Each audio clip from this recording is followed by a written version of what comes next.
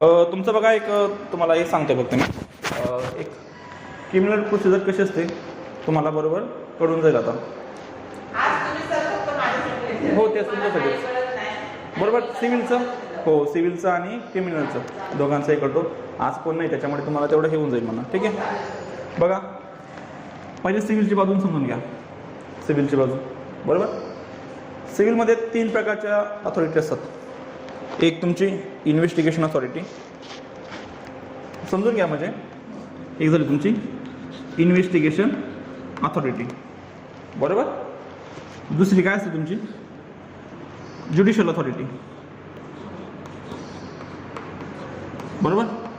आणि तिसरी काय असते तुमची प्रिझन अथॉरिटी बरोबर. म्हणजे इन्व्हेस्टिगेशन म्हणजे गुन्ह्याचा तपास करणारी यंत्रणा बरोबर. ज्युडिशियल अथॉरिटी म्हणजे कोर्ट वगैरे असतं ना court magistrate court session court की त्या व्यक्तीचं गिल्ट प्रूव्ह होतं आहे का नाही होते का ते बघायचं काम हे करतात. आणि प्रिझन अथॉरिटी होतोय की नाही याच्यावर बघा. आता याच्यामध्ये काय होतं की हे दोषारोपांचं काय होतं हे इन्व्हेस्टिगेशन करतात. ज्युडिशियल अथॉरिटी काय करते की लावलेले दोषारोप बरोबर आहेत किंवा नाही आहेत त्या माणसाने गुन्हा केलेला आहे किंवा नाही केलेला आहे ती हे बघते.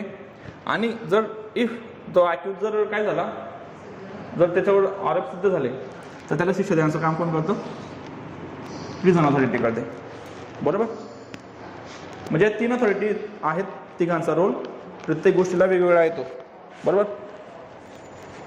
आता याचा रोल कुठे सांगितलेला आहे हो म्हणजे हे सांगतील की त्यांना 3 वर्ष जेलमध्ये ठेवा. पण आता कोर्ट जर स्वतः ठेवेल का त्याला जेलमध्ये कोर्टात काय आहे का असं की एखादी जागा किती त्याला 3 वर्ष दामून ठेवा नाही. तर त्याला एक्झिक्यूट करण्यासाठी कोण असतं प्रिझन अथॉरिटी असते. क्रिमिनल लॉचे हे 3 सगळ्यात मोठे पिलर्स 3 पिलर्स आहेत बरोबर. आपण जसं बोलतो की हो लोकशाही कशावर 4 स्तंभांवर आधारित आहे बरोबर. आपण तसं जनरली म्हणतो मीडियाला आपण 4th पिलर म्हणतो डेमोक्रेसीचा. तर हे 3 पिलर काय आहेत म्हणजे आपण जर ब्रॉडली बघायला गेलं तर अजून बाकीच्या गोष्टी आहेत त्याच्यामध्ये पण ब्रॉडली बघायला गेलं तर ह्या 3 गोष्टी काय आहेत तर ह्या 3 गोष्टी तुमच्या क्रिमिनल जी प्रोसेस आहे तर ती काय करते ॲडमिनिस्ट्रेट करतात. आता बघा याच्यामध्ये कोण येतात तुमचे पोलीस येतात बरोबर. इन्व्हेस्टिगेशनच्या याच्यामध्ये पोलीस येतात. यांची पॉवर कुठे दिलेली आहेत 154 पासून म्हणजे इन्व्हेस्टिगेशनच्या 154 तर 173 खाली 3 पर्यंत 172 173 बरोबर. आता 154 काय मागे शिकवलं होतं बघा तुम्हाला 154 हो अगदी बरोबर FIR म्हणजे तुमचं लक्षात राहिलं आता बरोबर बरोबर. तर 173 पर्यंत काय असतं तर यांच्या इन्व्हेस्टिगेशनच्या पॉवर आहेत 154 पासून तर 173 पर्यंत. ज्युडिशियल विंगमध्ये कोण येतं एक तर झालं तुमचे कोर्ट सेशन कोर्ट वगैरे बरोबर. दुसरे झाले तुमचे मॅजिस्ट्रेट म्हणजे judicial magistrate first class CJM बरोबर. आणि तिसरा पिलर म्हणजे तिसऱ्या गोष्टी येते याच्यामध्ये कोण पब्लिक प्रॉसिक्युटर PP बोलतो आपण त्याला APP आणि PP असिस्टंट पब्लिक प्रॉसिक्युटर आणि पब्लिक प्रॉसिक्युटर. सरकारी वकील सहाय्यक सरकारी वकील तो सरकारी वकील म्हणजे आणि हा एक असिस्टंट पब्लिक प्रॉसिक्युटर म्हणजे सहाय्यक सरकारी वकील. दोघांमध्ये फरक काय APP डायरेक्ट MPC द्वारे अपॉइंट केले जातात. त्यांची परीक्षा होते 5 वर्ष जर तुम्ही हे कराल प्रॅक्टिस कराल तर तुम्ही APPच्या एक्झामसाठी अपिअर होतात. PPचं काय असतं की एखादी जिनावंड वकील असेल जिल्ह्यामध्ये तर जिल्हाधिकारी डिस्ट्रिक्ट कोर्ट तर यांचं एक पॅनल बसतं. ते काहीतरी नावं घेतात आणि ते नावं वरती पाठवतात आणि अशा व्यक्तींना काय असतं की एक लिमिटेड पिरियडसाठी ॲज अन PP म्हणून अपॉइंट केलं जातं. आता APPचं पण प्रमोशन PP म्हणून होतं पण ते APPमध्ये कायमस्वरूपी असतात PP म्हणजे पब्लिक प्रॉसिक्युटर ना. आता हे 3 झाले यांची बाजू काय असते, स्टेटची बाजू मांडायची, बरोबर. मॅजिस्ट्रेटचं काय असतं, मॅजिस्ट्रेटने कोर्टाचं काय काम असतं, न्याय देणं. आता याच्यामध्ये बघा, हा जो APP आणि PP आहे तो टोटली कोणाच्या बाजूने असतो, नाही, सरकारच्या बाजूने असतो, बरोबर. कोर्ट कोणाच्या बाजूने असतो, इम्पार्शियल असतं. कोर्टाला असं घेणं देणे त्याने गुन्हा केलेला आहे का नाही ते नंतर, पण कोर्ट काय असतं, इम्पार्शियल असतं. कोर्ट सोड पण शकतं आणि बाजू इम्पार्शियल बोलतात आपण, न्यायाच्या बाजूने असतं. पोलीस कोणाच्या बाजूने असतात,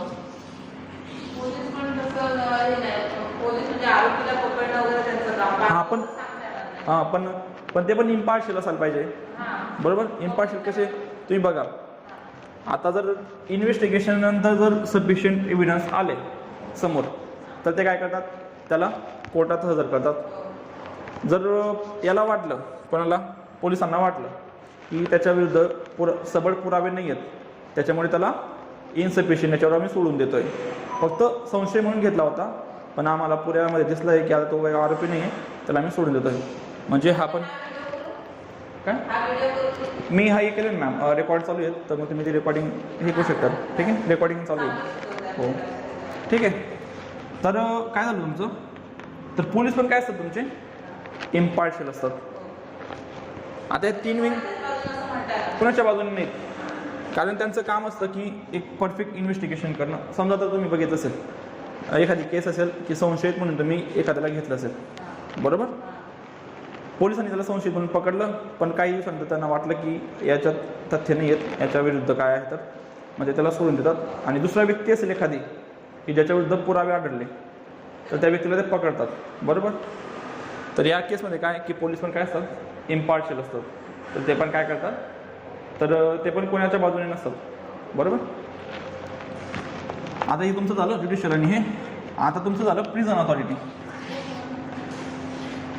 प्रिझन अथॉरिटीचं काम काय असतं,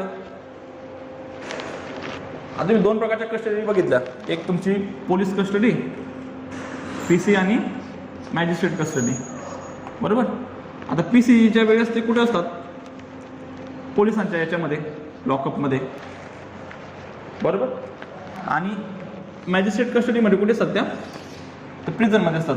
जे तुमचं मुख्य हे असतं जेल डिस्ट्रिक्टचं, त्यांना कच्चे कैदी पण म्हणतो आपण बघा, याच्यामध्ये जनरल लँग्वेजमध्ये त्यांना कच्चे कैदी म्हणतात, बरोबर. तर मॅजिस्ट्रेट कस्टडीमध्ये कुठे ते प्रिझनमध्ये असतात. मग यांचं कामं काय आहेत, यांची कामं ही आहेत की समजा आता एखादी केस चालू आहे आणि त्यांना मॅजिस्ट्रेट कस्टडी दिली गेलेली आहे, किती 90 दिवसांचे समजा. आता केस स्टँड झाली, मग कोर्टाने सांगितलं त्यांना, मॅजिस्ट्रेटने किंवा कोर्टाने, की त्या माणसाला हजर करा कोर्टामध्ये. मग प्रिझन अथॉरिटी त्यांना हजर करते. मग कोर्ट काय इश्यू करते यांच्यासाठी, हो, प्रिझन यांचं पण वेगळं, यांचं पूर्ण काम वेगळं. प्रिझन कोणाच्याच बाजूने, प्रिझन पण इम्पार्शियल. तुम्ही बघितलं असेल, याच्यामध्ये फक्त एकच व्यक्ती असा असतो की जो डिफेन्सच्या बाजूने काम करतो, तो APP आणि PP, बरोबर. म्हणजे याच्या बाजूने, सॉरी, स्टेटच्या बाजूने काम करतो. तो पूर्णपणे कोणाच्या बाजूने असतो, विक्टिमच्या बाजूने असतो, सरकारच्या बाजूने असतो. पण तुम्ही पोलीस बघितले, ज्युडिशियल बघितलं आणि प्रिझन अथॉरिटी बघितले, तर हे काय असतात तुमचे, कोणाच्याच बाजूने नसतात. तर प्रिझनमध्ये समजा आता तो एखादी व्यक्ती असेल, आता केस चालू आहे, कोर्टाने सांगितलं की त्याला हजर करा, तर त्याच्यासाठी काय, तर वॉरंट फॉर प्रोडक्शन त्याला, तर ते गोष्ट काय करावं लागते, तर ते वॉरंट हे केलं ना, तर त्याला हजर करा, बरोबर. ते झालं.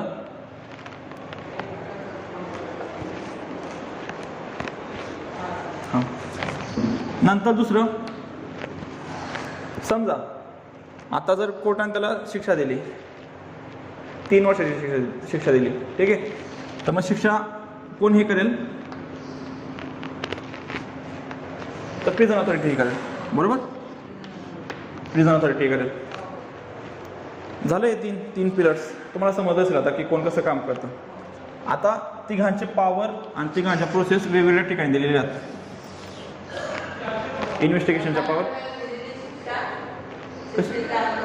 हो, हे काय देतात की शिक्षा जी दिलेली आहे कोर्टाने तर ती त्याला हे करणे, एक्झिक्यूट करणे, एक्झिक्युशनचं काम हे करतात.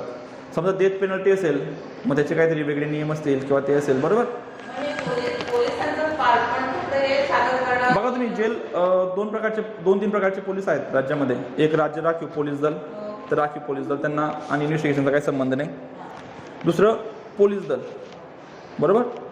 पोलीस दलामध्ये पण 2-3 प्रकार आहेत.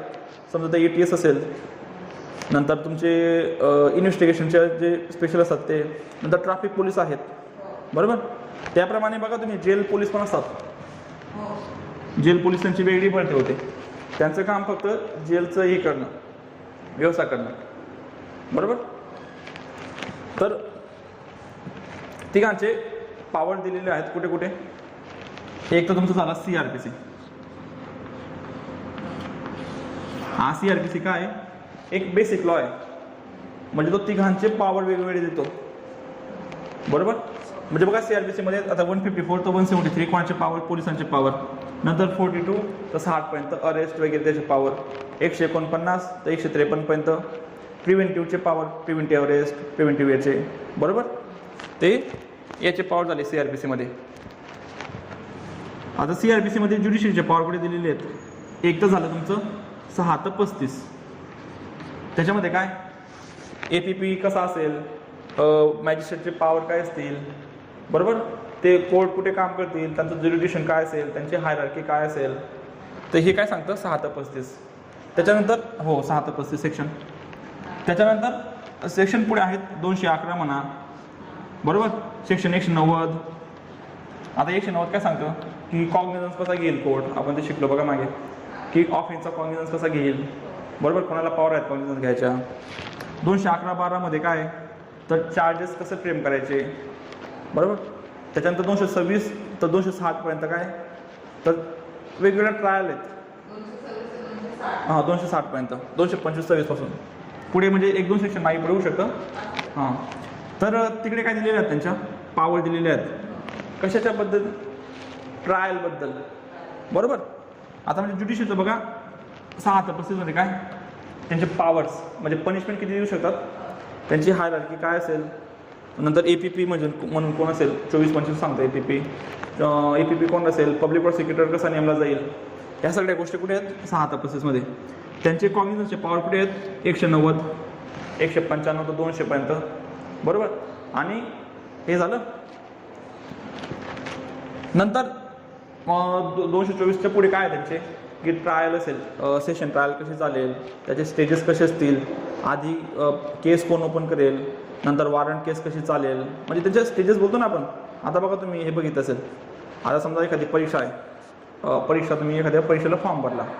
सगळ्यात आधी काय असतं, तुम्ही फॉर्म फिलअप करावं लागेल, तुम्हाला डॉक्युमेंट अपलोड करावं लागतील, नंतर सही वगैरे. तर जर तो फॉर्म पाठवायचा असेल कुठे तर तो पाठवावा लागेल. त्याच्यानंतर तुमचे हॉल तिकीट येतील, त्याच्यानंतर तुमची एक्झाम होईल, एक्झामनंतर तुमचं आन्सर की येतील, त्याच्यानंतर मार्क्स येतील, मार्क्सनंतर तुमची इंटरव्ह्यू होईल, इंटरव्ह्यूनंतर तुमचे फायनल रिझल्ट लागेल. त्याच्यानंतर तुमचे डॉक्युमेंट व्हेरिफिकेशन, त्याच्यानंतर प्रोसेस आहेत ना, डॉक्युमेंट व्हेरिफिकेशन, नंतर तुमची मेडिकल चाचणी होईल, नंतर तुमची तपशील बघितलं जाईल, तुमच्याकडे कोणत्या केसेस वगैरे आहेत का किंवा काय आहे का. त्याच्यानंतर पण तुमची जॉईनिंग होईल, प्रोबेशनचा पिरियड चालेल, प्रोबेशनचा पिरियड झाल्यानंतर तुम्ही रेग्युलर व्हाल, बरोबर. म्हणजे हे काय झालं तुमची एक प्रोसेस झाली. मग त्याचप्रमाणे क्रिमिनल केस कशी चालेल तर त्या प्रोसेस दिलेल्या आहेत CRPC मध्ये. त्यानंतर प्रिझन ऑथॉरिटीच्या पॉवर दिलेल्या आहेत CRPC मध्ये. परत सेक्शन बघा, मग सांगतो मी सेक्शन कोणते. 357च्या आसपास आहेत सगळे सेक्शन ते.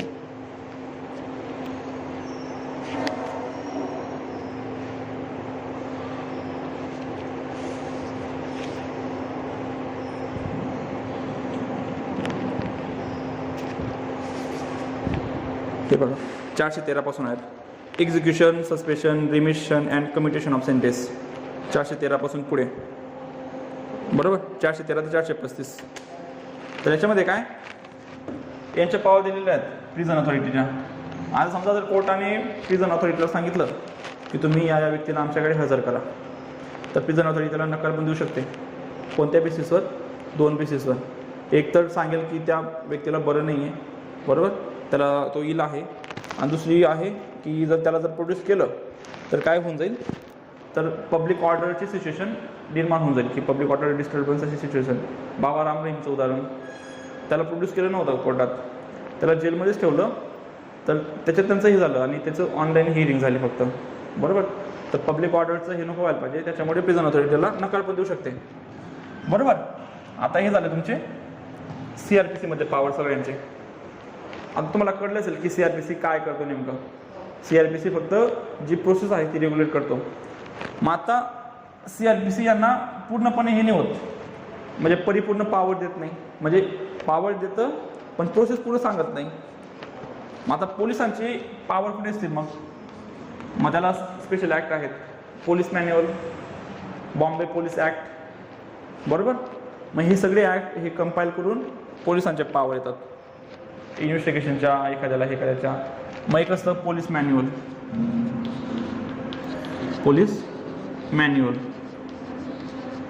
त्याच्यानंतर तुमचा जो बॉम्बे पोलीस ॲक्ट आहे तो,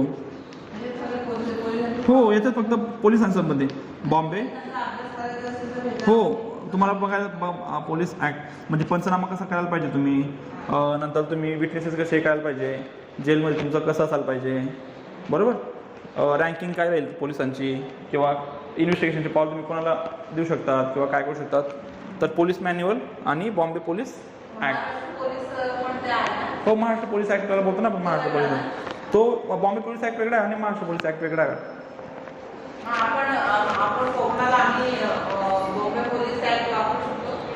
नाही तो ऑल इंडिया म्हणजे ऑल महाराष्ट्र ॲप्लिकेबल आहे तो, हो तो पण ॲप्लिकेबल आहे. म्हणजे त्याच्यात जर हे असेल तुम्ही एकदा बघून घ्या, फक्त चेक करून घ्या. मला वाटतं की ते बॉम्बे पोलीस ॲक्टचं का नाव चेंज करून घेतलं आहे वाटतं, हो मी एकदा बघून गेलं आणि तुम्हाला उद्या सांगेल कन्फर्म करून, ठीक आहे.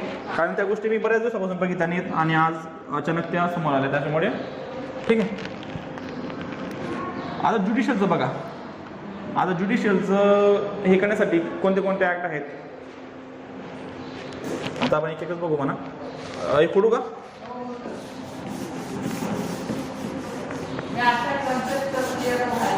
हो ते तुम्ही आधीपासून हे काय करतो तुम्ही, पण आता ठीक, हां ते पण आहे. आता बघा ज्युडिशियरीचं, ज्युडिशियरी म्हणजे हा ज्युडिशियरी होते याच्यामध्ये, पण आपण फक्त कोणतं बघतोय, ट्रायल कोर्टाची आणि ते बघतोय आपण, ते तेवढं लक्षात ठेवा फक्त. तर ज्युडिशियरीमध्ये आपण CRPCचा बघितला प्रोव्हिजन की कोणत्या कोणत्या त्यांना ॲप्लिकेबल होतात. याच्यानंतर बघा अजून बाकीचे ॲक्ट आहेत, जसं की कंटेम्प्ट ऑफ कोर्ट ॲक्ट आहे, प्रोटेक्शन ऑफ जजेस ॲक्ट आहे, बरोबर. हे झालं. त्याच्यानंतर तुमचं काय झालं, क्रिमिनल मॅन्युअल,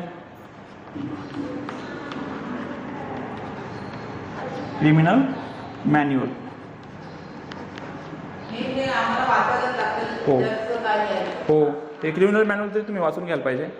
तर क्रिमिनल मॅन्युअलमध्ये काय सांगितलेलं आहे की वेगवेगळ्या प्रोसिजर सांगितलेल्या आहेत, की जसं की बघा चॅप्टर 1 पॅरा नंबर 17, तिथं कसं आहे चॅप्टर आणि पॅरा नंबर असं दिलेलं आहे. तर चॅप्टर 1 पॅरा नंबर 17 काय सांगतो की तुम्ही एखाद्या व्यक्तीचं हे कन्फेशन कसं रेकॉर्ड करून घेतलं पाहिजे. आता कन्फेशनच्या प्रोव्हिजन कुठे कुठे दिले आहेत, एक तुमचा एव्हिडन्स ॲक्ट झाला, बरोबर, सेक्शन 24 ते 30 पर्यंत, ठीक आहे, म्हणजे मध्ये आहेत म्हणा. नंतर एक तुमचं CRPC झाला, CRPCमध्ये कुठे 164, 281 आणि 463. तर ह्या काय झालं तुमच्या CRPCच्या प्रोव्हिजन झालं. पण याला ॲडिशनल कुठे, आता क्रिमिनल मॅन्युअलचं चॅप्टर 1 पॅरा नंबर 17च्या पुढे 17, 18, 19, 20, 21. तर तिथे प्रोसिजर सांगितलेली आहे.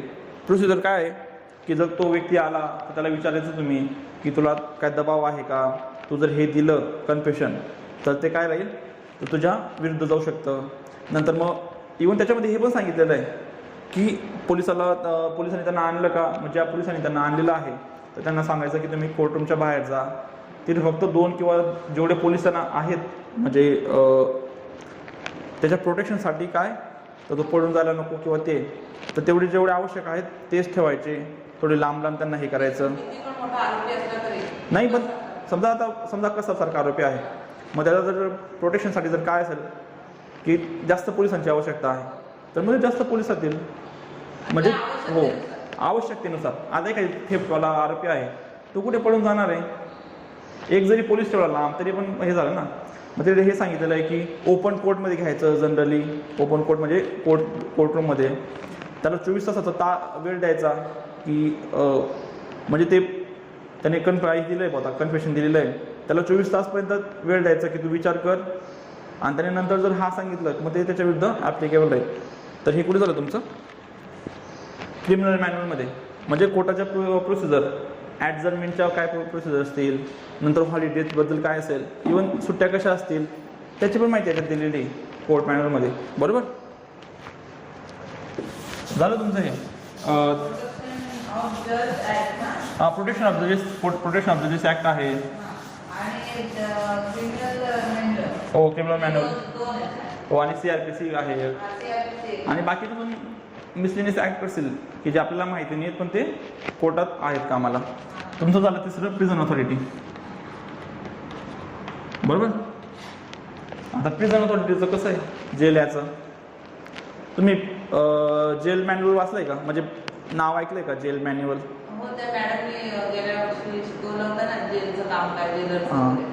तर मग तेच, मग जेल मॅन्युअल यांची प्रोसेस हे करतात, जेल मॅन्युअल. आणि बाकीच्या गोष्टी कोण, तर बाकीच्या गोष्टी CRPC कव्हर करतात.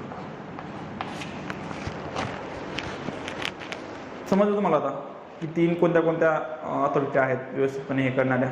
आणि PP आणि EPPचं पण काहीतरी असेल त्यांचं दिलेलं, त्यांचा एखादा ॲक्ट वगैरे असू शकतो.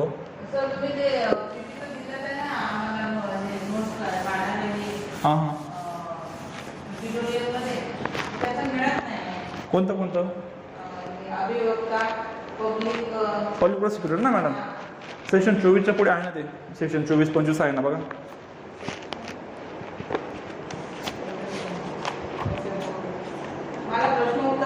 हे बघा 24 काय सांगतो, पब्लिक प्रॉसिक्युटर.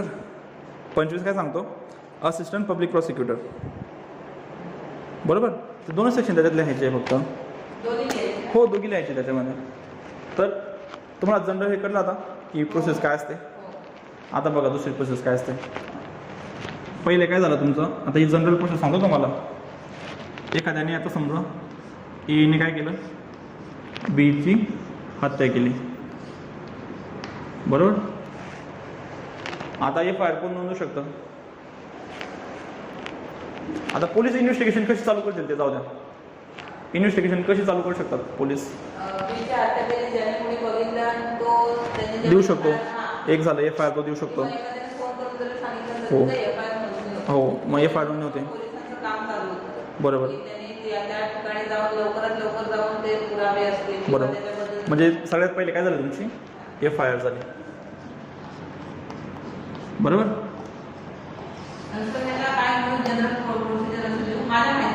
हो ते म्हणजे एक जनरल, म्हणजे ही जनरल प्रोसिजर आहे. बरोबर. FIR झाली. आता FIRचे मग तुम्ही हे बघून घ्यायचे की काय काय असतात. आता FIR 4 याच्यामध्ये होते. बरोबर. कशामध्ये की जे 4 कॉपीजमध्ये ते हे होते. एक तर ती त्याला एक SP ला जाते, हां, एक इन्फॉर्मंटला भेटते फ्री ऑफ कॉस्ट, एक मॅजिस्ट्रेटकडे राहते. बरोबर.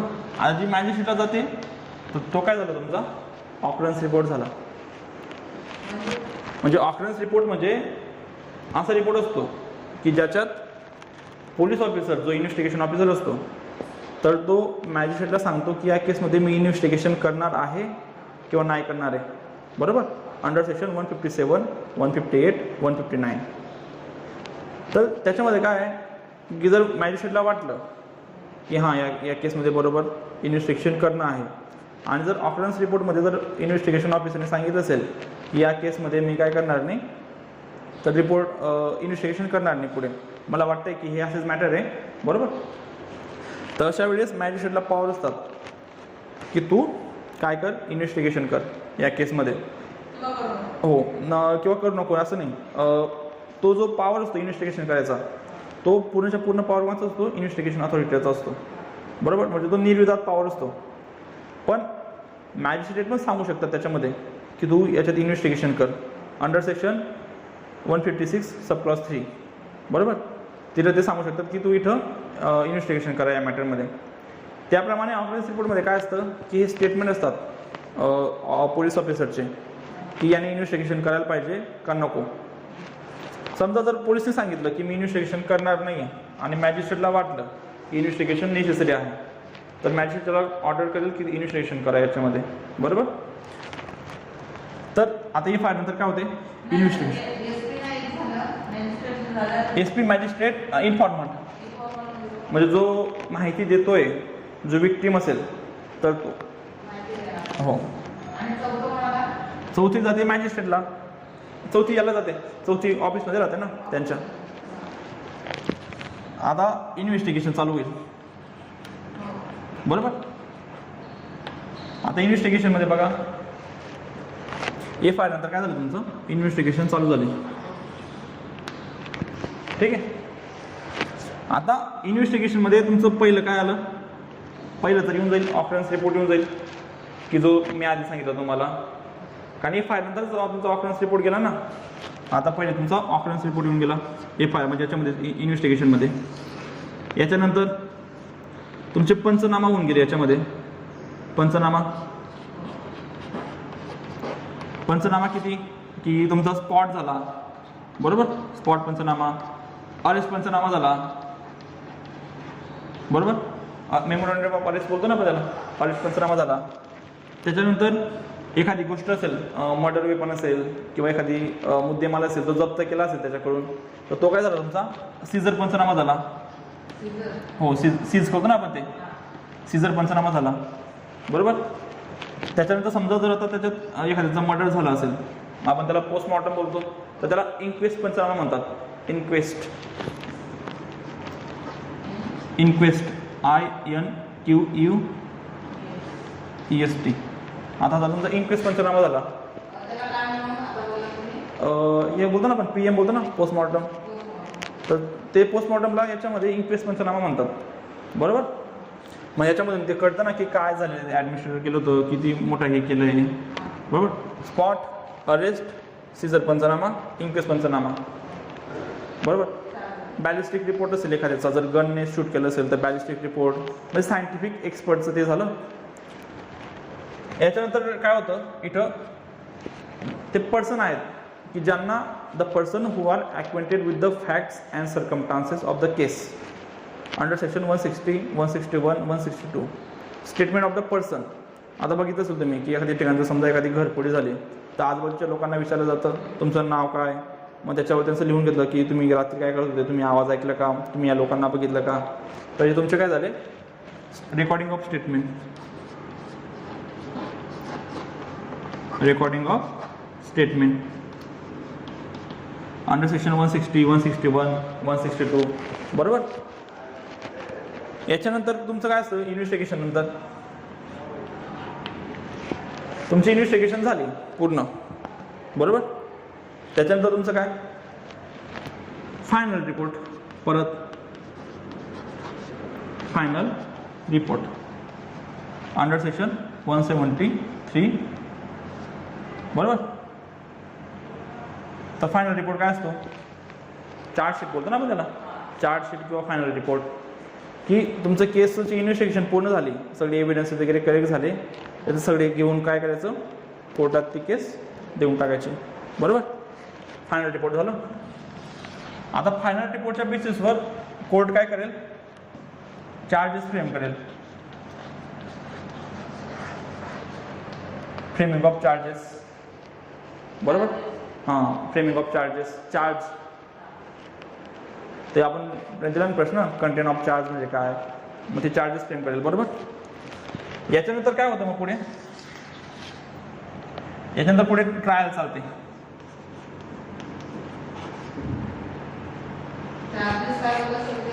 फ्रेमिंग ऑफ चार्जेस बोलतो ना आपण त्यांना, हे दोषारोप, मराठीमध्ये दोषारोप बोलतो त्यांना, 211.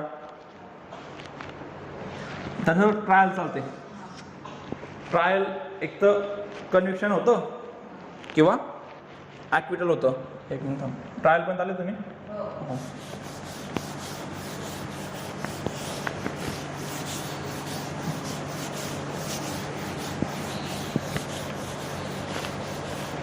ठीक आहे.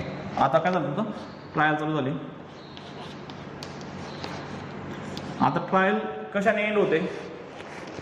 एक तर तुमचं कन्व्हिक्शन असेल, कन्व्हिक्शन किंवा ॲक्विटल.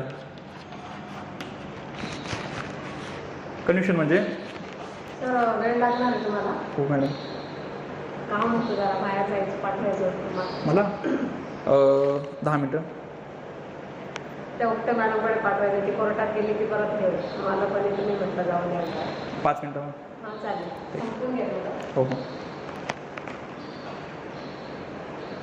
तर ट्रायलचं काय झालं? कन्व्हिक्शन किंवा ॲक्विटल. ॲक्विटल म्हणजे त्याचं निर्दोष मुक्तता करणे. बाईचं घरी बोलतो ना आपण, निर्दोष मुक्तता. कन्व्हिक्शन म्हणजे त्याला आरोपी म्हणजे त्याच्यावरचे दोष आरोप जे होते ते सिद्ध झाले. आणि ॲक्विटलमध्ये काय? ॲक्विटलमध्ये काय झालं? त्यांचं मुक्त झालं. आता याच्यामध्ये बघा 2 कंडिशन होऊ शकतात. आता कन्व्हिक्शन झालं आहे आणि ॲक्विटल झालं आहे, बरोबर. दोघांमध्ये एक कॉमन काय असते? समजा कन्व्हिक्शन झालेलं आहे, त्याच्यात 2 कंडिशन होऊ शकतात. एक तर त्याला जास्त पनिशमेंट दिलेली असेल किंवा कमी पनिशमेंट दिलेली असेल. आता जास्त पनिशमेंट दिलेली आहे किंवा त्याला वाटतं आहे की मी तो गुन्हा केलेला नाही, तर तो काय करेल? अपील करेल, बरोबर. काय करेल? अपील करेल.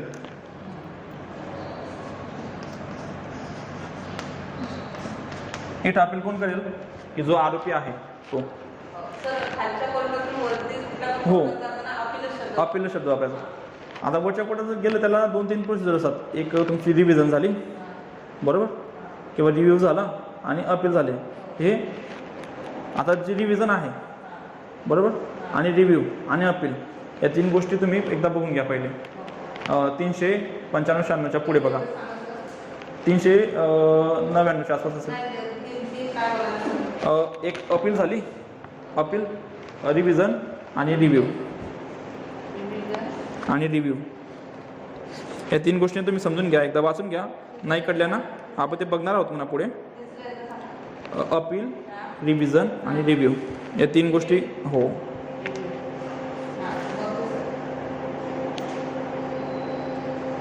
हे बघा, रेफरन्स अँड रिव्हिजन. आता रेफरन्स पण असतं 395 ते 405. आता रेफरन्स पण एक कन्सेप्ट आहे. रेफरन्स म्हणजे काय असतं बघा, आपण थोडे बाजूला ठेवू म्हणा. रेफरन्स काय असतो?